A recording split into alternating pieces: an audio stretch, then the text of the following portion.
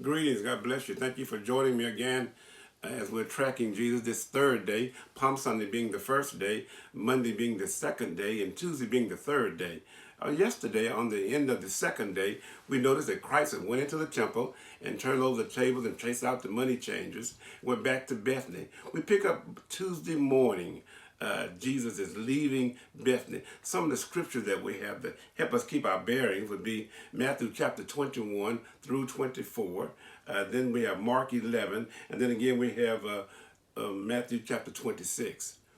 Those scriptures help us to kind of gather our bearings.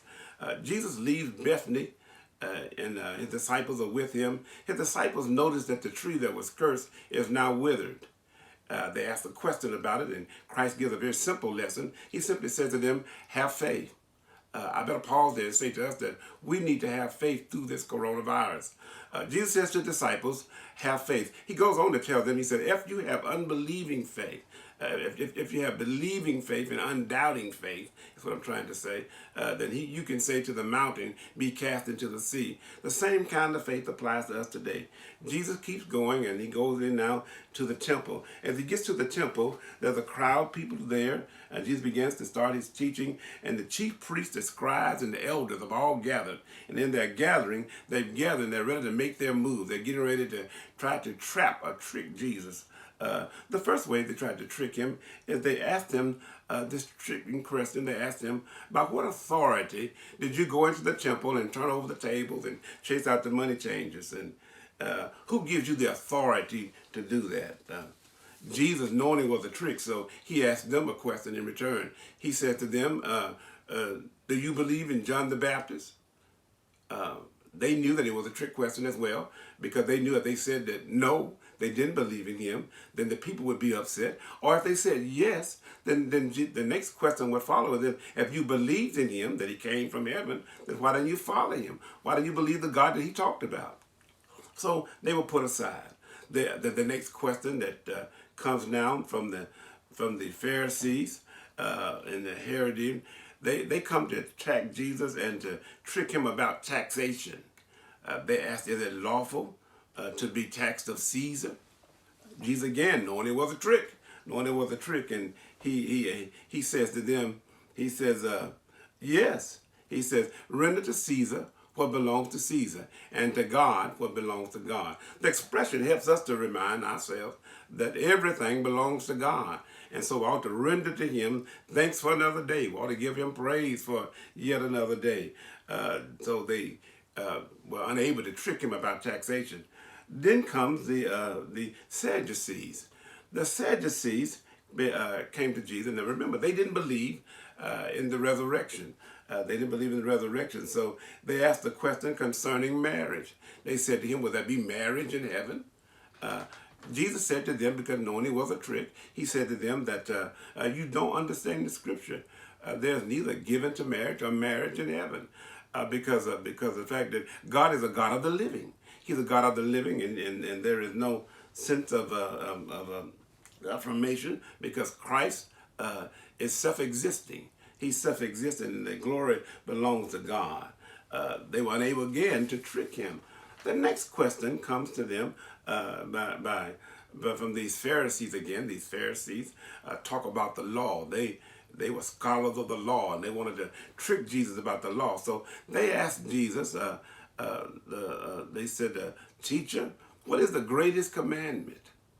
The Lord, knowing it was a trick question, he again answered them and simply said to them that love is the greatest commandment.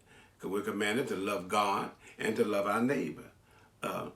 He realized that they were trying to trick him, and they knew that Jesus was smarter than them. He knew their questions. He goes on to pronounce to them that they are hypocrites and blind guys. He gives them 7 woes. He reminds them of who they are. Christ is a long day. They've tried to trick him. They brought everything they could up to him, trying to get him to either be in fault with the government or either get him to deny God. He's not able to do so. They were unable to do so. He leaves now. Been a long day. Heads back to Bethany. But he stops in the Mount of Olives for rest. Now we know the Mount of Olives is a grove that was filled with olives, and so it's called the olive. Also, if we had time, we talk about the Olivet Discourse. The Olivet Discourse is Christ's teaching in the olives. He talks to them about things that are soon to come. He talks to them about how the marvelous buildings that they see, all of the great, the huge stones they see. Christ said not one of these stones will be left unturned. A good thing for us to know is that the end was not coming then for them. This is 2020. End has not come yet, so that wasn't the end. Although Jerusalem was going to be destroyed, that is not the end. I say to us today that our lesson is that in coronavirus and maybe an impending recession or whatever it may looks like doom to us, it's not the end. Just in those days, they were birth pains, and so they are today. Just birth pains. They're beginning trials, although there is love waxing cold and wars and rumors of wars. Those things are simply reminding us that one day Christ is going to come. One day it will be the end. So our job is to be faithful.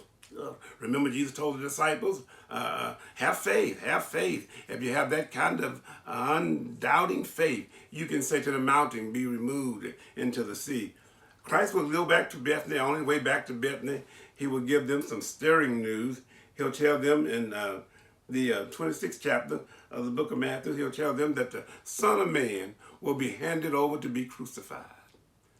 And so we come to the end of Tuesday. Let me leave you with this. The world cannot trick our Christ. He knows everything. He's already in our tomorrow.